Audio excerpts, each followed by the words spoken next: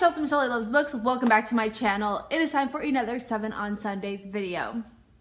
Today's video are the biggest books on your TBR. And it's funny that this came up because I literally picked up some of these books for a creative video challenge, and that was kind of like what was in my head, is that I needed really long, dense books to keep me company for a long time. So now I get to take that for another a 7 on Sunday list with it. So we're gonna go with the least amount of pages to the longest books. So I have 7, like, I have them kind of like in groups by like the page range. First of all, these books are deceivingly long. I mean, they're still big books, but they are not the biggest books, but they are super comparative. Like, just looking at them, they look longer than some of the other books, but they're not, because the page count does not exceed 700 pages. Those books are Of Human Bondage. Okay, we're gonna do a comparison here at the end. And these aren't actually counting as my 7 longest books because, like I said, they're deceiving. Anyways, we have Eldest. Yeah, it's like 677 pages. And we have Lady Midnight. This one's on my TBR. I'm going to read this one before the end of the year. So this one is like on my immediate TBR. It is 668 pages. So far, as Human Bondage has the least amount of pages. The next one I have is Alexander Hamilton's biography, or autobiography, whatever. 730 pages. So it's like 600 pages, 700 pages, and then the next group is 800 pages. So it's Game of Thrones. However, I'm throwing this one in with the entire Game of Thrones series as a whole, but this is the shortest one, is the first one, at over 800 pages, like 830 pages. Then we have Mists of Avalon at 875 pages. Anna Karenina at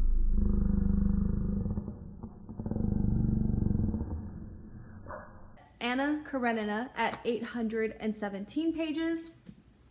So this one technically has less pages, but again, this is deceiving because smaller book and this one's really big. So technically, I think that even if this one was in this size of book, it would probably be less pages. The next two are in the 900 page realm, and that is Don Quixote. I know I'm saying that wrong. 982, so really close to 1,000. Gone with the Wind, 956 pages. As you can imagine, the rest are in the 1,000 page range. The rest of the series, these all have over 1,000 pages. And then 1Q84 with over 1,000 pages. I don't even know. 1,150 pages. 1,177. Whoa, this one's big. 1,009 just barely hits 1,000. 1,060. Okay, so this one that has the least amount of pages looks the same as this one. Okay, so I don't know why, I just really wanted to see it that way, group it together that way, but let's go ahead and I will give you a final wrap up. So book number 1, Alexander Hamilton, a biography. And because of the content, this one's very daunting to me. But like, book number 2 is Anna Karenina by Leo Tolstoy. This one I really like to get to more sooner than later. Then we have Mists of Avalon by Marion Zimmer Bradley. I know there's a lot of controversy around this author. This one's been on my TBR for so long, since high school, because one of my really good friends read this book and she was doing like fan art and stuff of it, and such a beautiful like artist, and I just love the way she talked about this, like how much she loved it. I don't know, I just really wanted to read it ever since then, so I won't be satisfied till I read it.